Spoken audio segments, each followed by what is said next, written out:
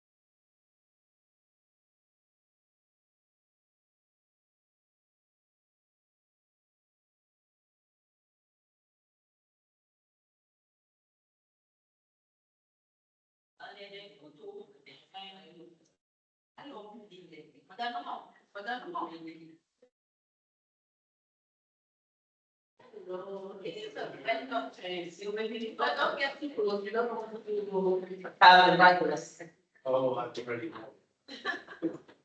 I assume the card was on. So I knew everything was coming.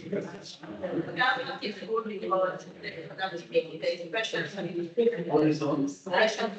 Oh, already? Yeah.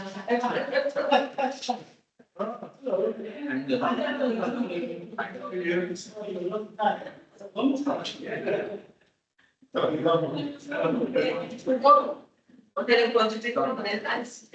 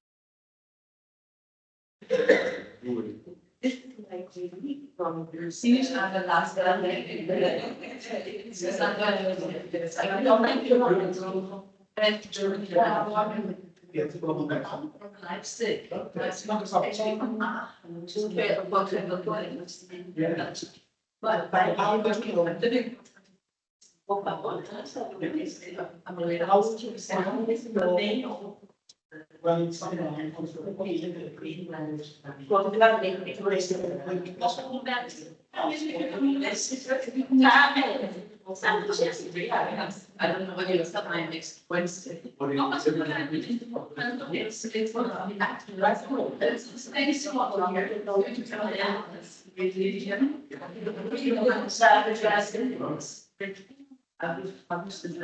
Well, it's my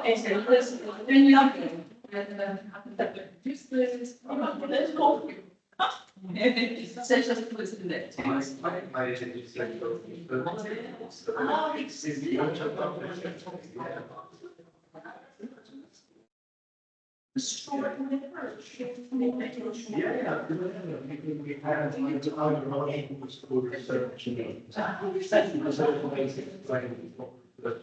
Yes. Yes. You get enough stuff to be done, you fill it up somewhere. Yes.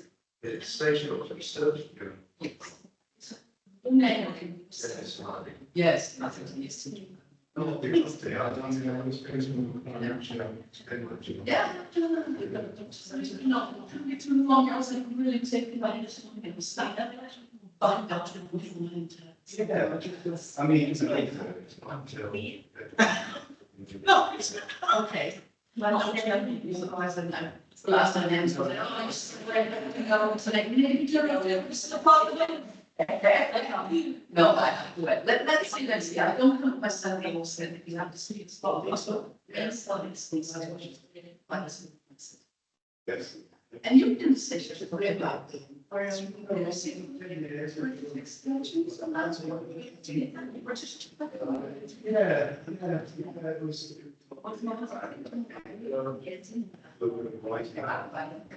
see, it's steady and we stay.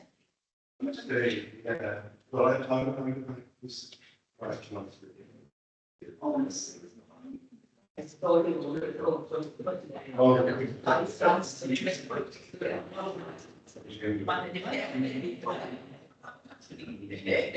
Supplies, that's we don't say that to each choice supplies. Vice.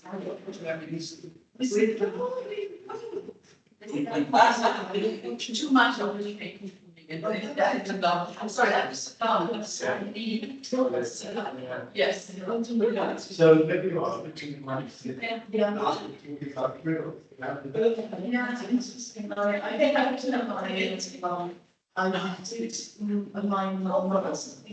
I used to want to famous out there was the festival was very much into the outside.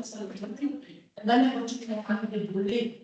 You know how they would invest for what I was so I see sense of something so that there's so much time I do kind of not a post job rehabilitation journalists in my life, and then you should change a children. It's actually appreciated by the country, but actually you should do something else, but still you come to London. And I started to work with old Italian in London, which was nice. And as a German journalist, and there's maybe people and that's languages and groups. And then these were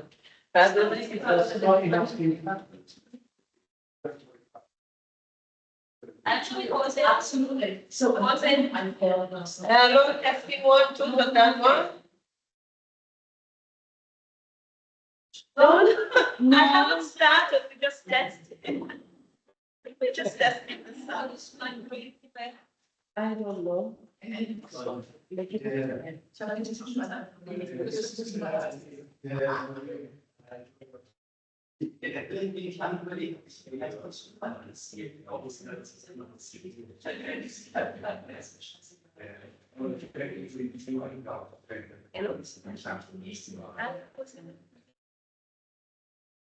Hello?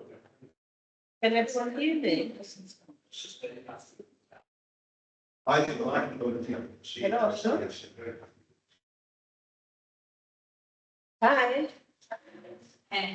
Okay. It's extremely good to the whole world. Yeah. We know who's sitting on the other side. There's nobody here, no? You shouldn't sit there. I'm here somewhere down. It's part of. You can't see anything because I'm sitting in front of you. Maybe it's my back. No.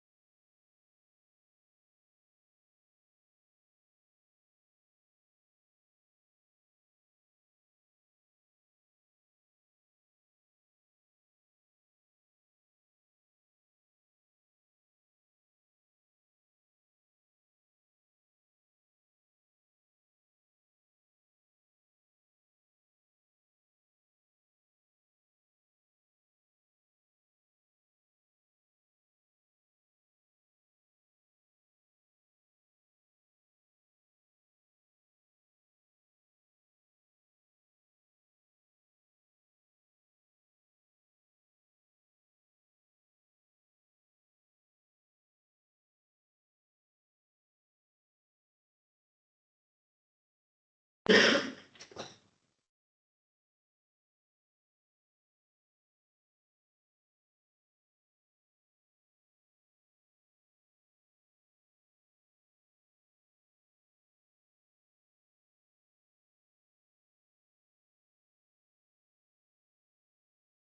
and gentlemen, very good afternoon to you all.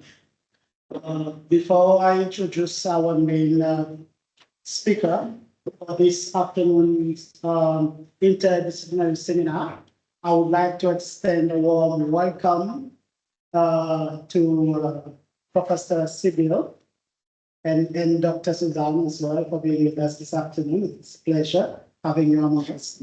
And the same applies to you, Professor Hardy, for being a consistent attendee to our seminar. Welcome, Ryan, as well, and Anissa, and all the other members following us, participants following us online. In fact, the main focus this afternoon is based on our main presenter for this afternoon, a good colleague and scholar, Dr. Penda Choppy. I'm truly looking forward to hearing her presentation. Dr. Choppy is currently the research director for the Creole and Culture Research Institute in the Faculty of Arts and Social Development, which I lead as the dean at the University of Seychelles. She also headed the Creole Institute of Seychelles, now known as Academy Creole, for most of her working life, till she joined UNICE in 2016. And during that time, she became a household name, and she still is, in the Seychelles and in the region, for all the work that she has done in promoting and protecting the Creole language and heritage, culture, and identity. Her work that she's still doing, even if she's not at Academy Creole. She's doing that through her research at UNICE and also the way that she is running the research institute. Dr. Choppy completed her doctoral studies from Malta University in last year, 2023, and she recently received an outstanding thesis award for her thesis entitled Creativity, Creolization, and Identity in Seychelles Creole Folktales. Dr. Choppy's presentation this afternoon is part of her findings during that particular study. Let me take this opportunity to thank Dr. Choppy for sharing her research with us. Doctor, the floor is yours.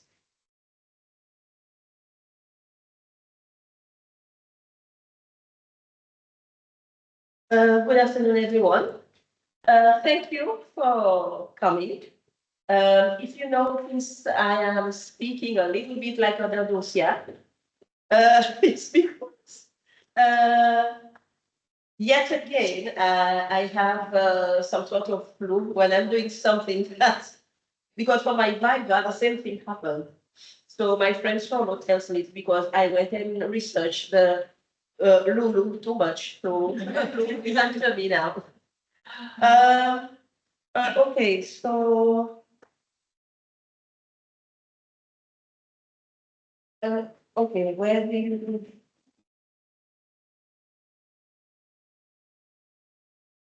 What's that? So it's 20 minutes for this. I was welcome.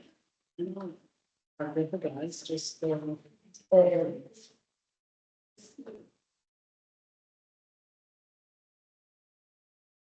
And you said.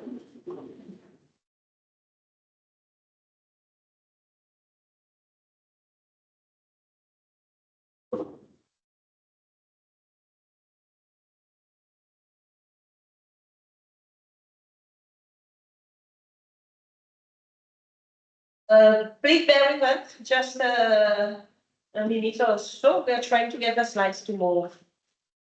So let's see if it moves now. It is still refusing to move. We'll wait for the IT people.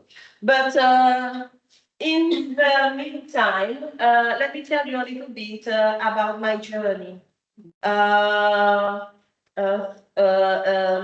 you know, through, I don't know, many rabbit holes. I went down many rabbit holes and I found much treasure. And it will take me a long time to be able to share it all. And quite pleased to say that the thesis has actually been proposed for publication by a very well respected and renowned publishing house in Germany, Creolization Bibliothek. And I'm quite proud. We have our two friends who've been, I can say, with me through the journey from way back when I was still a greenhorn at the Creole Institute. So this is a combination. Now, when I said that I wanted to research folktales, a lot of people thought, but that is wasting time because what can you gain from folktales? How you go, in what way are they useful?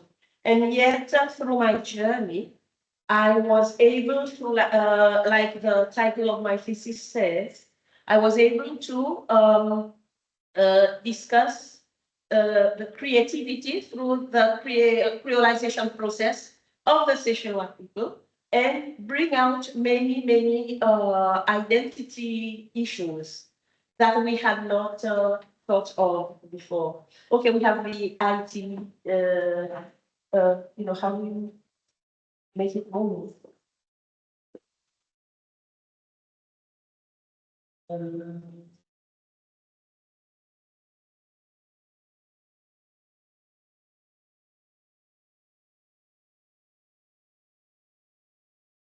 No, I just want it to move when I want it to.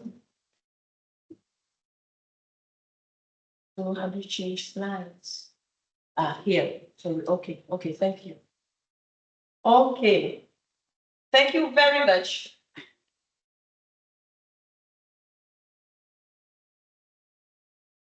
Thank you. Okay, so I think we'll make a start because this journey, I'm going to tell you about it, but only one part of it. And this is one of the surprising discoveries I made, which I had not expected and which took quite a bit of my time. So, see what okay, thank you. So you know what you're supposed to say. Now, in Seychelles, this is a traditional way of starting a story, and we share it with Mauritius. I hope when you're looking at this picture, it is encouraging you to expect some wonderful stories, which I promise you will have. Okay, so Siwadan originates from Siramdani. That's the word in the present mode. And the other one I cannot pronounce at all, but it's ended up becoming Zambagit. And it comes from the Makwa language. And the Makwa tribes, they live mainly in Mozambique and some parts of Tanzania as well. And this is part of our cultural heritage. Okay, so okay.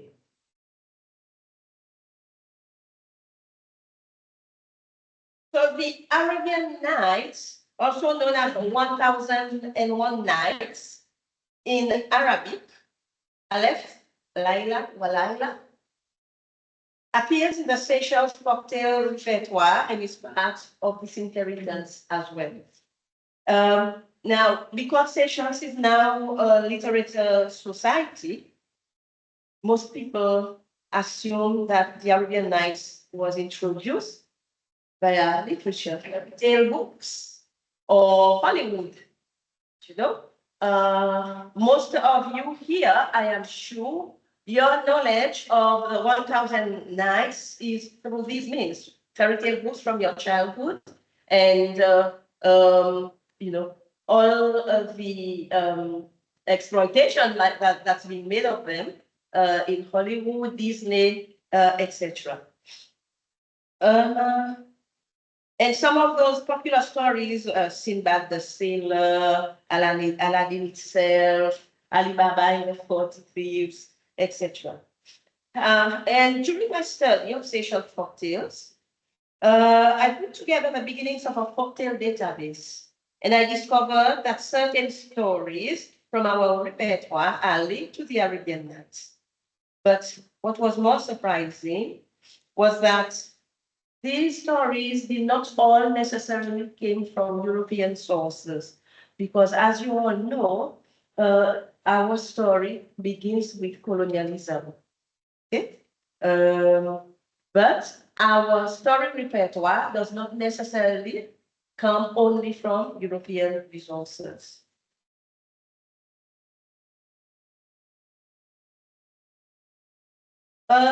So the choice of folktales as a corpus for this study was prompted by the fact that it's a rich data. There's so much that can be extracted from them.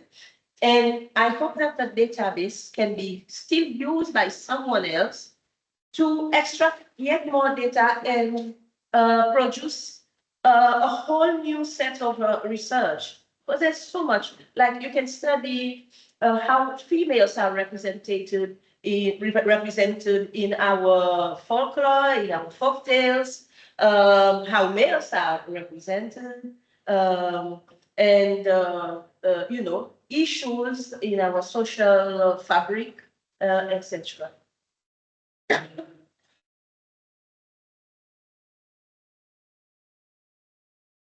So these are the objectives. These are the concrete objectives that I wanted to arrive at the end of the study. The first two are directly linked to this this part of the research. It's the part of the research called diaspora, because I had my theoretical framework revolves around three concepts of identity, which is diaspora, creolization, and social identity, which is a fairly new construct.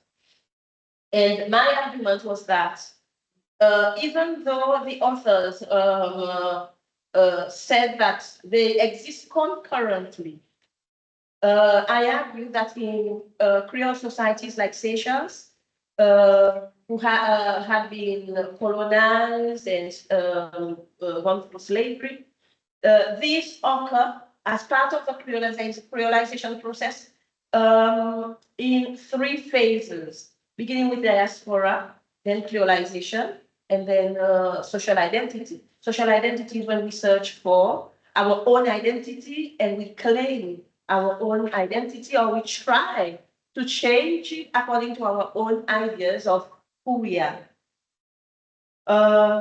Okay, now the other two, they are more to do with other parts of the study. So I'm going to talk a little bit about cultural transference in the Indian Ocean in the pre-colonial era, because our story does not really start when we're actually in 1770, as many people believe.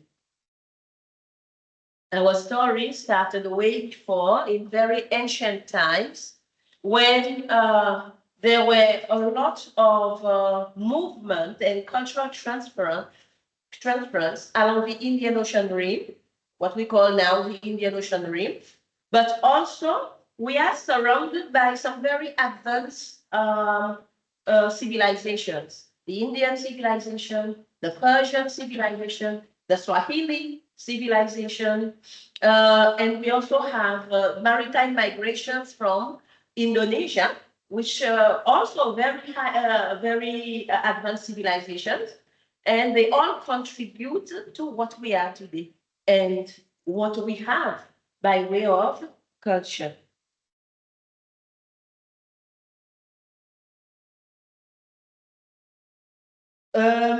That includes also the Persian civilization. So this is a map, I call it Otino's map. I don't know if you are aware of this research. This dates back to 1974. Otino made a study of the Indian Ocean, and he wanted to show how something, a theory called the Indian Ocean world.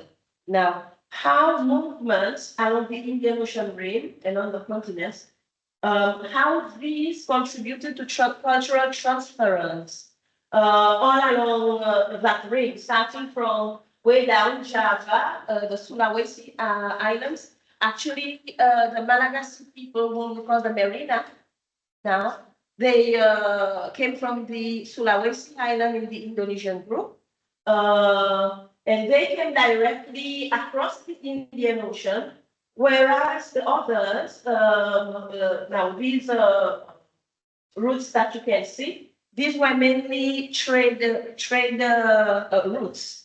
And through this is one of the Sudan and Sibyl will tell you that one of the most important contact zones for creolization are ports and places where people converge. Okay, so our history is very much linked to the east coast of Africa, Madagascar, the coast of the Arabian Peninsula, the Indian Peninsula, and also the Indonesian islands. So, and during that time, we had a lot of transference of tales from the east to the west, because we are always used to thinking that everything comes from the west. So that is a part of our history. Please come in. Come in.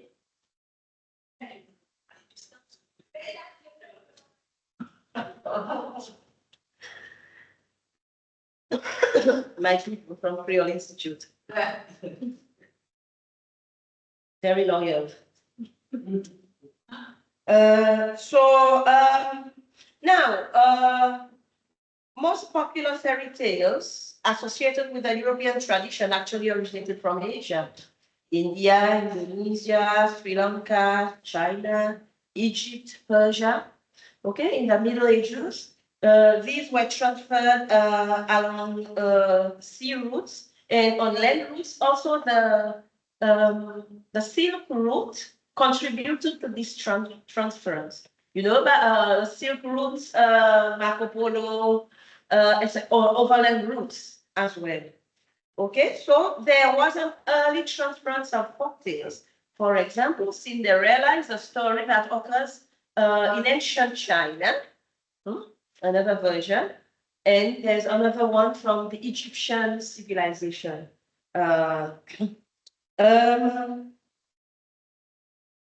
the collection known as 1001 Nights, or in Arabic, Aleph Laila Walaila, is an amalgamation of folktales from the oral and written traditions of the Arab world and Persia, which is said to have begun with a collection from India.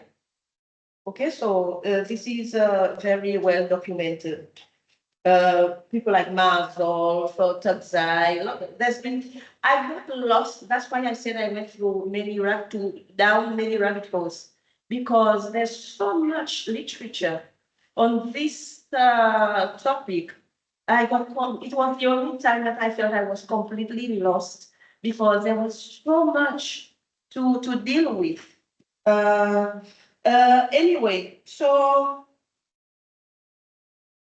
well, as I said, it seems that these stories and other types of folklore from these areas have been transferred to the Middle Eastern region by the Arab seafarers, who later translated them into Arabic. Okay? So let's look a little bit at something. Some of you might be a bit more boring, but to some of you that is very important. So some methodological considerations. The main method I use for doing this part of the study, not only Arabian Nights, but the whole tracing of the sources of the stories, was a comparative study using Google, Dr. Google. Very, very efficient and very, very reliable, provided you don't rely too much on Wikipedia. So, welcome, Creole Institute.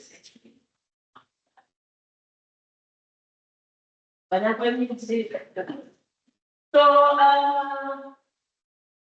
I used something called the ATU Story Index and Thompson Motif Index, because what I didn't know, but I came to learn when I was doing my master's, was that stories of the world have been categorized and put together in a multilingual database, international database, and classified and categorized according to a specific code. So it was very interesting for me to also try and find and code these stories. And I'm quite proud to say that I have coded most of the stories in the database, except for some that it's not possible to code because they simply don't have equivalence in the existing database. And then some other databases that were very important: Ashliman's Folklore, Mythology, Electronic Text, Green's Fairy Tales, and Journal's Blue, Yellow, and Green Books of Fairy Tales, Alice Wender's Tales of the Bantu, and Lee Herring was a huge source of information because he's the only one whom I can say has extensively researched folklore, folktales, and generally folklore, but more specifically folktales in the Indian Ocean region. And he covers the 3 plantation islands, Mauritius, Seychelles, La Réunion, and Audrey, but he links them as well to, it traces the transfers from Central to Eastern Africa, Madagascar, the Comoros, and then to the plantation islands in the late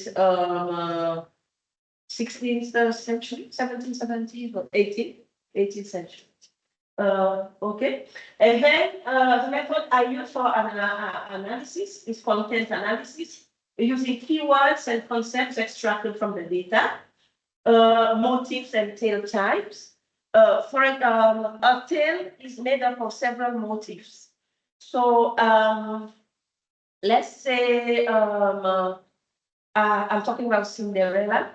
So you have the beautiful girl, you have the ugly sisters who are also jealous, you have the bad stepmother, and you have maybe the weak father or the dead father.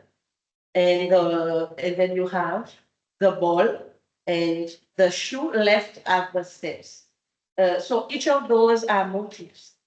And sometimes storytellers, they recombine motifs to make up a new story. So I was able to analyze the stories according to the motifs and tale types. And according to especially the multilingual folktale database, because I was able to, most of them, they have translations. I was able to go deep into that corpus and do a comparative study of the text that I have. Okay, so now these were validated by parallel stories from specific cultures. For example, my favorite topic, Lulu. all of us, most of us assume that Lulu was a wolf, but Lulu is actually a spirit from the Malagasy culture. And it's pronounced Louis. Now, because in Seychelles Creole, we have the tendency to add suffixes or prefixes, so Lul easily became Lulu. Okay, so now I found parallel stories that had been published, that had been researched by Paul Otino. Also validated by reliable scientific research. For example, Baker, himself, Philip Baker did he's a linguist who did an extensive study of the contributions of Bantu languages in French Creoles.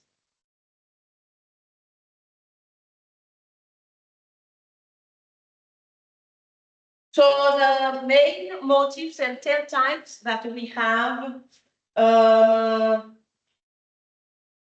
that I came across was dancing water, singing apple, and speaking bird, or the three golden children. And the code is ATU 707 for the ATU. If I were to put the motifs, there are too many. It takes quite a lot of space. So I tended to use the ATU classification more. Okay, and Arabian is my plan, the 40 flips. Note that I don't say Alibaba in the 40 flips because the story, so far, I haven't come across it. I've come across the motif of the 40 thieves. There are several stories. And the ebony horse, and one that's very, very surprising, Hassim Karim Al-Din and the Snake Queen, which is something I didn't expect. It took me quite a while to recognize actually what I was looking at.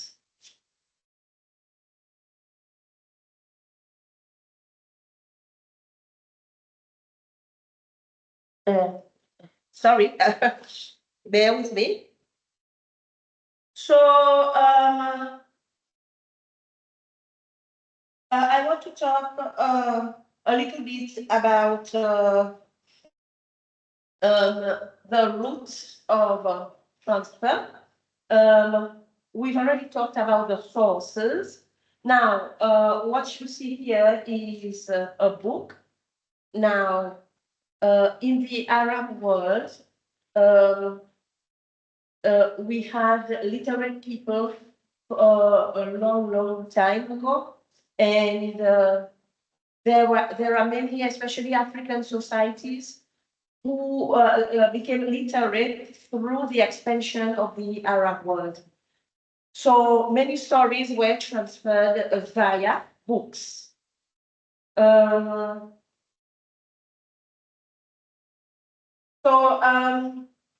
The three main routes of transfer from Europe, we had oral transference by the European colonies as part of their own rich folkloric heritage. Remember that during the Middle Ages, they already had an influx of fairy tales from India, Georgia, etc. Okay, so now that became part of their heritage, their folklore. So when they came to our islands, they came to the Indian Ocean. So now they retransferred that as part of their own heritage.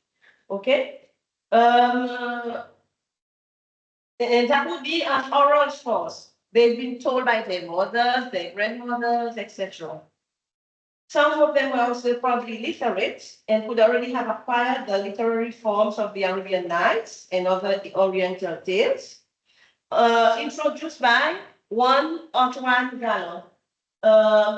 This is a picture of Antoine Galland in the 18th century. He collected an extensive compilation of the Arabian tales and put them together. That's how the European Arabian Nights was born. Okay, so now, like I said before at the beginning, some sources, the latest sources are literary sources during Seychelles literary period, when our parents and grandparents were taught to read, etc. They had access to books. I remember my mother-in-law talks about a book, and I think Erica probably you know about it, called Folktale. I think it entered it entered common speech as one word, folktales. And so there were many tales in that book. Unfortunately, I was not able to trace that book because that would have allowed me to gauge how many of the stories that we have now, like we have Torpus, but we have also Petit Poussé. So it's difficult to trace really how many of them came from that book, because I think it was a book that was very much present in people's lives in the colonial era.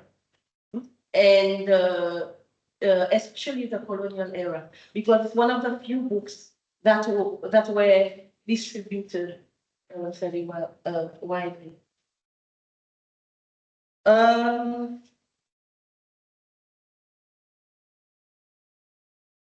So we come to India and the Southeast. The first Asian influence probably occurred through the mixing of Indian, Malay, Indonesian, and African slaves during the earliest period of settlement, when slaves were obtained from other places in the region. You know, the earliest slaves in Seychelles, they were not just from Africa. The slaves were grabbing just anyone along the Indian Ocean range. So that's why we have the word Malay in our language, because we also had people from that area, Malaysia, Indonesia, Burma, even China. So all these converged in this tiny island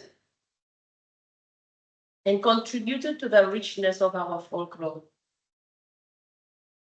And then, very interesting, the Swahili civilization. It's very easy, like I said before, to overlook the fact that in many parts of Africa, Europeans found highly civilized societies, the result of ancient dynasties and empires. Because if you've read Joseph Conrad, you probably you will believe that all they found in Africa were mad people dancing up and down, and you know, no senses, no language, nothing. But I chose a picture of one of the ancient structures of the Swahili civilization in Eastern Africa to show you that there was a flourishing civilization in this area long before the Europeans came to the region. So, in the case of Eastern Africa, the Indian Ocean World phenomenon had formed literary society through the creation of the Swahili world, involving the mixing of Bantu and Arab cultures. Actually, that's what the Swahili civilization is. Okay, the mixing of is another form of creolization. And I just learned this morning that the AU have officially made Swahili the language of functioning. Okay, if we look at the city of Kilwa, we know about Kilwa, don't we? We had a contingent of Seychellois in the First World War who went to do their part for the Queen, and they all perished in Kilwa. So Kilwa is described as having been in flourishing condition when the famous Muslim traveler and scholar Ibn Battuta traveled there in 1331. In fact, Islam was well established in the area long before Ibn Battuta's visit, and with it, literacy. And as for the Arabian Nights, there's a researcher called Thomas Gaidel, and he's written about it. He's written extensively about Swahili-speaking East Africa and the tales.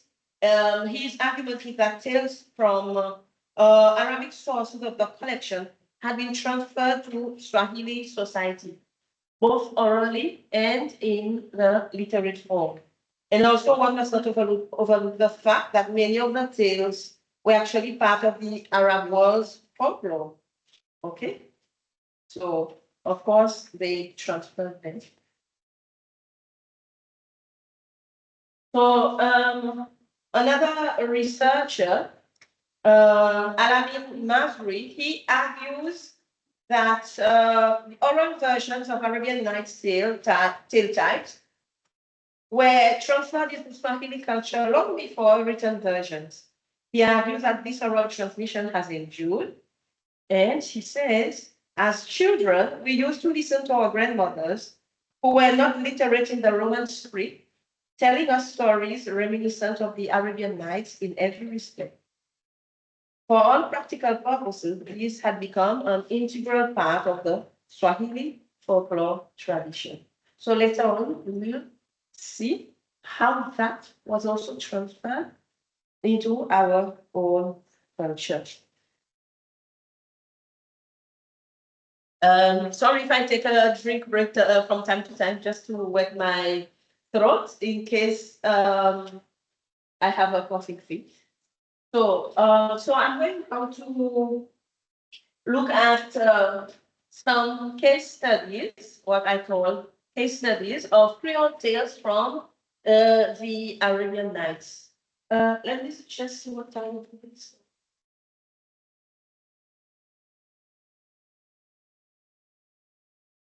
Okay,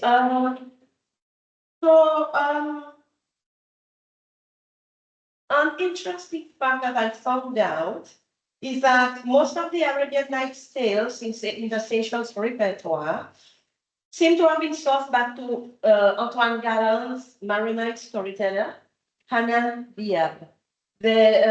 Because, you know, when he was trying to source the stories after he had got quite a number, he was still in search of the stories, and he came upon a young clerk whom he employed and who told him several stories.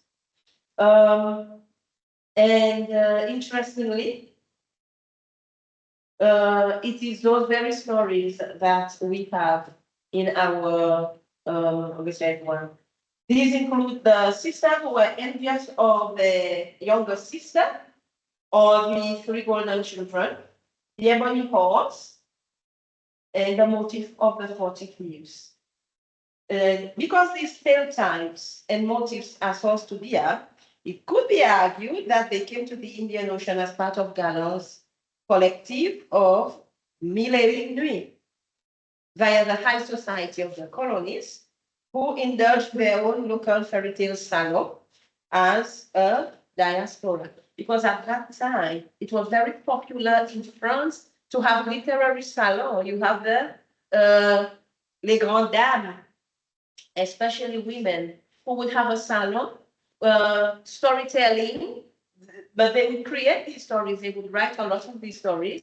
But of course, stories are always sourced from somewhere. Even though a lot of them wrote these stories, they had their sources. Like it is said that Shakespeare's Macbeth has a real historical source, isn't it? So it is always the case. Okay, so for example, in the tale side featuring two sisters who were jealous of their younger sister and who exchanged her babies for animals, of which there are 4 variants in the Seychellois repertoire. Some of them could easily be traced back to European sources. Let's go to the most popular of these tales. that were the most widespread. Dancing water, singing apple, and speaking bird, or the three golden children. Have you ever heard a story about the boy and the girl, the children who were born with either the moon or the star on their forehead? Yeah? So this is the same story. Okay, what all these stories have in common is that they all have a star or a moon on their foreheads. Okay. So Galland called it les deux sœurs jalouses de leur cadette. You will see how the Seychellois transform that, how they creolize that. So the fact that there are three different versions of the story in the database collected by the National Heritage Research and Protection Section, what we know as La Bastille. And there are others in the Tales and Legends series published by the Creole Institute. There's one in 2008. It suggests that it is one of the most widely distributed stories in the Seychellois repertoire. In a version entitled Trois Demoiselles qui fait 7 ans à l'état jour, so 3 young ladies who had 7 bastards, the children of the Forsaken Queen, because the 2 sisters are jealous of their older sister. You know the story where 3 girls, they have become poor and they want to find a way to out of destitution. So the eldest says, I wish I could marry the king's cook so I could have all the rest of the food. The other one says, I wish I could marry the king's butler. So, you know, all the best things from the king's table I could have. And the youngest, she said, I wish I could marry the king or the king's son. In some cases, it's the king's son. And the king, have you ever heard of Harun al-Rashid, the sultan who used to roam about at night to listen to what people said? Okay, so that's a typical story. So the king, who had been in disguise, heard them and decided to make their wish come true. Okay, so popularly the story goes like this. Each time the younger sister was about to give birth, and 3 times it happened, the first time they exchanged the baby for a little cat. And each time it happened, she gave birth when her husband was away. So the first time they exchanged it for a cat. The second time they exchanged it for a dog. And the third time they exchanged for a wooden doll. Okay, and as a result, I think this tale is also called the wrong wife. So the wife was sort of tied up, was put in a sort of jail, and everybody who went by had to spit on her as her punishment. Okay, so basically that's the gist of the story. Where we have the 3 children somehow who were rescued by some old touching Malba, an old Indian lady or an old Indian man, and raised the children. They refused to spit on the woman because instinctively they knew that this was their mother. So,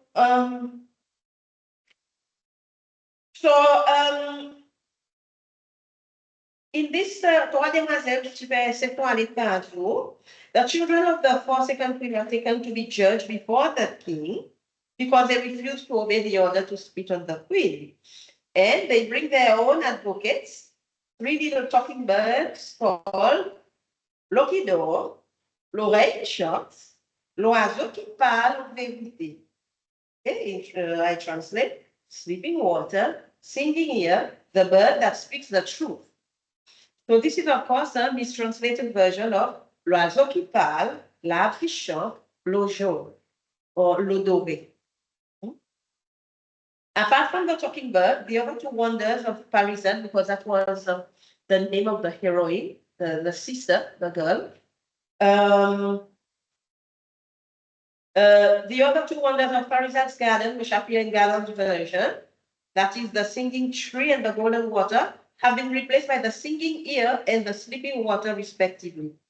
This is probably due to the original being lost in translation through generations of narration by Creole speakers with an insufficient mastery of French. Loquido could easily have been adopted from the well-known French proverb, Méfiez-vous Loquido, and which is now part of the Creole heritage in French-based Creole society. So in another variant entitled Fille qui pleure, the girl that cried tears of money. This is a story told by Bella Ruspanche, also collected by National Heritage. The French formula is slightly more intact. The lost daughter who cried tears of money was to marry the equivalent of the dervish in Galland's version. But in Ruspanche's story, the dervish was an enchanted prince who could only be released by the girl who could beat him in some sort of whipping game. And the girl did that in the disguise of a boy. And when her two brothers could not, so they were turned into stone. So thus, at the marriage ceremony to which the king, his forsaken wife, and her two wicked sisters had been invited, the truth was to be revealed by something the bride had acquired in preparation for the event. It was bois qui chante, l'oiseau parle la vérité, l'eau qui danse, dans son moulin, il y en a peine. Singing wood, the bird that speaks the truth, the dancing water, in its melon there are pearls. So the pearl-filled melon replaces the cucumber in Galland's version, where in Galland's version the pearls were in a cucumber, a dish of cucumber, and inside there were pearls.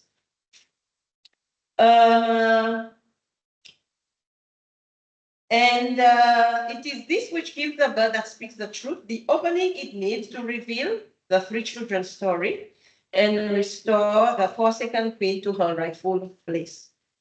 So the important thing to note is that even though the three marvels are produced with a Creole pronunciation, the narrator was obviously trying to repeat them in French. In yet another version of the story entitled Ça marque la vérité, the symbol of truth, in reference to the mark of the moon and stars on the children's foreheads, the three sisters are called, wait for this, Basset, Dasset, and Cassie. This is a story told by, I believe, Samuel Accouche, if I'm not mistaken. So this is obviously the Creole creativity at play, especially in the Seychellois tradition, whereby characters in stories are given matching names. For example, Paulette, Pauline, Chifek, Chifine, what else? Zanik, Zanton, whatever. So probably Cadet became Cassette, while the other two names were made up to match. It's a long shot, but it's possible. At any rate, in the case of the Jenner sisters, there are clear indications that this tale type might have been transferred to Seychelles via you.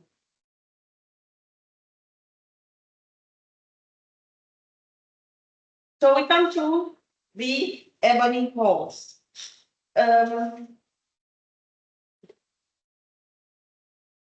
So this is the best example of the Indian contribution to the Seychellois folktale repertoire as a direct transfer via the Indian Ocean World Channel. Okay, so by comparing the Seychellois version to other available versions, it was possible to decipher that the closest match was an Indian version in Mark Thornhill's Indian Fairy Tales, published in 1888. In both versions, the story starts with a dispute between two artisans over their craftsmanship. The king intervenes and challenges them to produce their most impressive pieces, and one artisan produces a metal fish that can swim, while the other one produces a flying horse that can be controlled by mechanical keys. So the king's son tries the horse and ends up in a faraway kingdom, where a princess is kept in a high tower, by her father. And in the Seychelles version, the tower is actually in the sky. Now, the princess is waiting every morning to see if any man has touched her. So it seems that the more men touches you, if you're female, the heavier you become.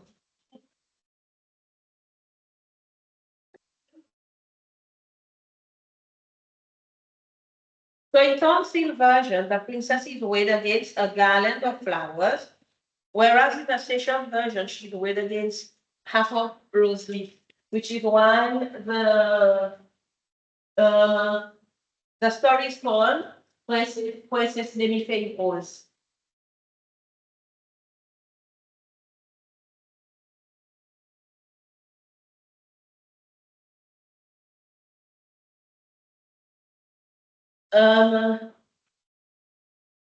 So anyway, after the princess escaped with the princess and married her, the Seychelles version branches into another motif known as H1385.3, Quest for Vanished One, whereby the couple who now have 3 children lost sight of each other, and the princess is kidnapped by a sea captain.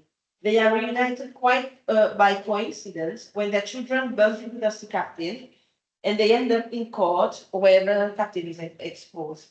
So the main difference with the Arabian Nights version, translated by Gallo, is that instead of 2 artisans disputing over the best craftsmanship, 3 great scholars from Persia, India, and Greece, all those considered like great European civilizations, not European, sorry, Asian and European civilizations, appear before the king to show off their inventions. So the Indians' invention is a magic trumpet that can protect the city against invaders. The Greeks is a timekeeping device, and the Persians is an ebony horse that can fly. Okay, so when the princess, whom the Persian wanted as a bride for being voted the best inventor, refuses him, he allows her brother, the prince, to be carried away on the horse. And the prince, in his turn, lands on the roof of a palace where resides a beautiful princess who accepts his advances, and they eventually escape back to his home. Okay.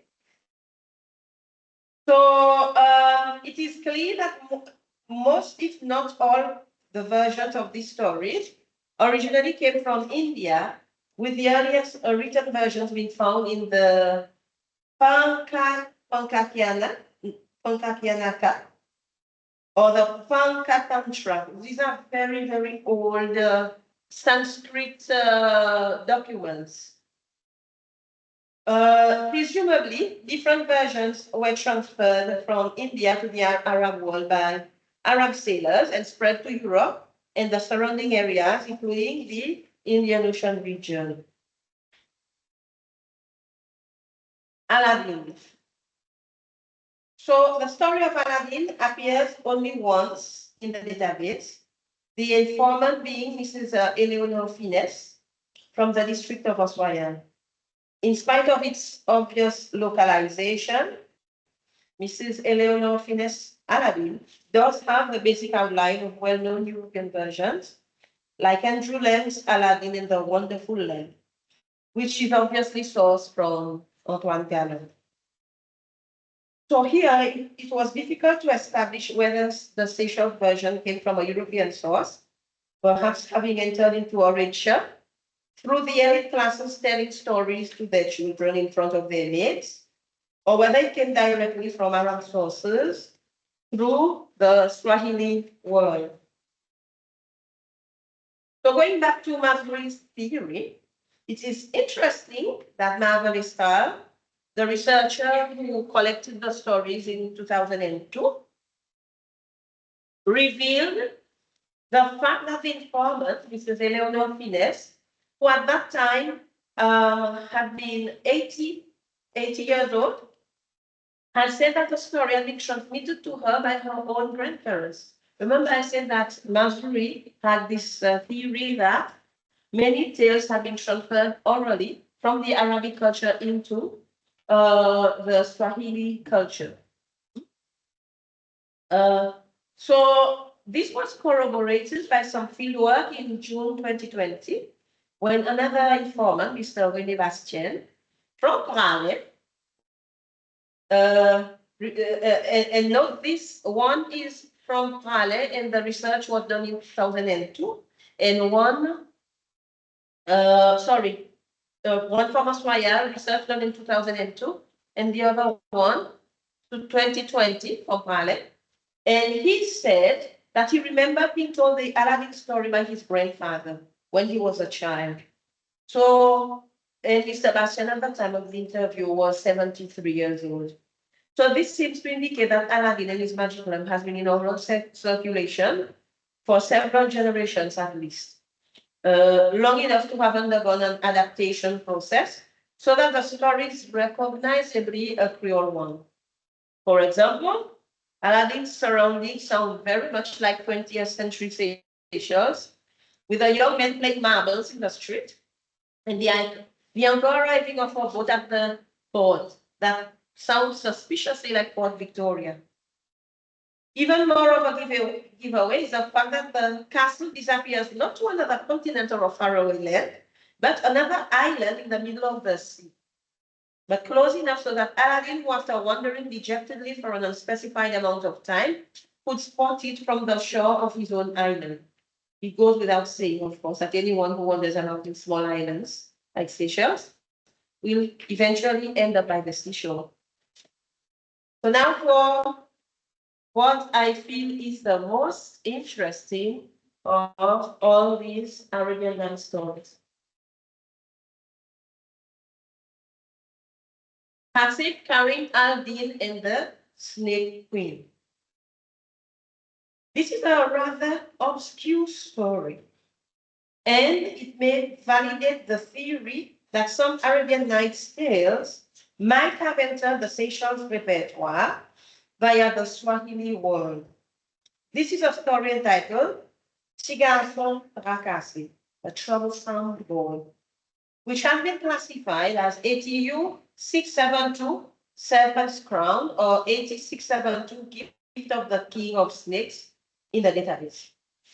So using a method of comparative analysis of the different versions from all available sources, it became clear that the Seychellois story does not correspond to any of the European versions, except for the motif of the protagonist being given a magic ring by the King of Serpents. It does correspond, however, to a Swahili story entitled Hasibu carrying Ed-Din and the King of the Snakes. In the Arabian Nights, the story is listed as Nights 482 to 536, because remember, the Arabian Nights is a series of stories being told by Scheherazade. The queen who is supposed to be beheaded in the morning, but who gets away by telling the king a story that of which she stops in the middle, and they have to continue the story the next day. So that's he wants to hear the rest of the story. Okay, so that's Nights 482 to 536. So Thomas Geiger makes a very good case for the close links between the Swahili version and the Arabian Nights version. Interestingly, the Seychelles version was contributed again by Eleanor Finesse in the Creole Institute's 8th volume of Tales and Legends. She's the same informant who contributed Aladdin in the same volume. It's more likely that the King of Snakes story was transferred through Seychelles through the Swahili slaves, because the historical connection is there. There is no distinct historical connection to suggest that it might have been transferred by an Arabic source, whether oral or literary. Though it is much reduced, Eleanor's tale has some very important similarities with the story of Hasibu carrying Ed-Din. The boy's idleness in the Swahili version is translated as a tendency to be troublesome in the Seychellois version. Certainly, he gives his mother many worries by not being able to carry out instructions properly, such as fetching a pig from the king's yard only to lose it on the way because he decides that they should have a race. So this detail is clearly a Seychellois adaptation, since the raising of a pig was a very traditional way of subsidizing the family livelihood in the plantation era. And after that, I think still now we have some families who keep a pig. The pig also disqualifies an Arabic literary source, which is connected to Islam. The most important detail, though, is the meeting with the Snake King, during which in both the Swahili and Seychellois versions, the boy finds himself surrounded by snakes, and the king asks the snakes not to harm the boy. In the Seychellois version, the grateful animals motif is used. The grateful animal motif is when the protagonist helps an animal, like the story of Chisholm, who helped some ants, or a tiger, whatever, and when he needed them, they came to help him. So the grateful animal motif is used, whereby the boy rescues a baby snake and is rewarded by the Snake King with a magic ring, which he wears around his waist. It is this ring which affords him all the other blessings he gets, such as getting an education, building a wonderful house, and eventually marrying the king's daughter. This thing about marrying the king's daughter is present in so many Seychellois stories. I don't know what we have with marrying the king's daughter. So this is also an adaptation through reduction of the original tale, whereby the boy replaces all the other characters in the Swahili version. These include Janusha, the son of the Sultan Tigamus, who is the one who marries the princess, and Bolukia, another prince who seeks knowledge, and the prophet Solomon. Bolukia's story might loosely be parallel to the boy's search for education, which allows him to become a prosperous man. It had initially been difficult to place Eleanor Finesse Tigaslotrakase, but these basic details create a reasonable link between the Arabian Nights, Hasib Karim al-Din, and the Snake Pin, and its Swahili version. So we come to the end.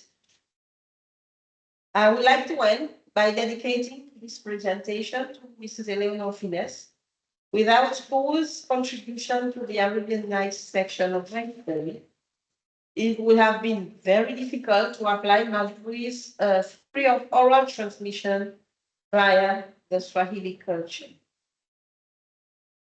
I would like to point out also that though this section is much smaller than others, it took me much longer to go through all the literature that came up in my research. That was the only moment in my research that I felt completely lost, because there were so many rabbit holes to go down into, but Mrs. Finesse had left some treasure for me at the end of these rabbit holes. So thank you. And I might add that our Dean Zelin, Mrs. Finesse, is his grandmother. No! Yes. Wow! He should know all the things there. He doesn't. And I was telling him about my research, and I said, you know, there's this very interesting lady, and she has this very interesting story from the Arabian Nights. She's called Eleanor Finesse. He said, that's my grandmother. So thank you very much for listening. I hope you found it interesting.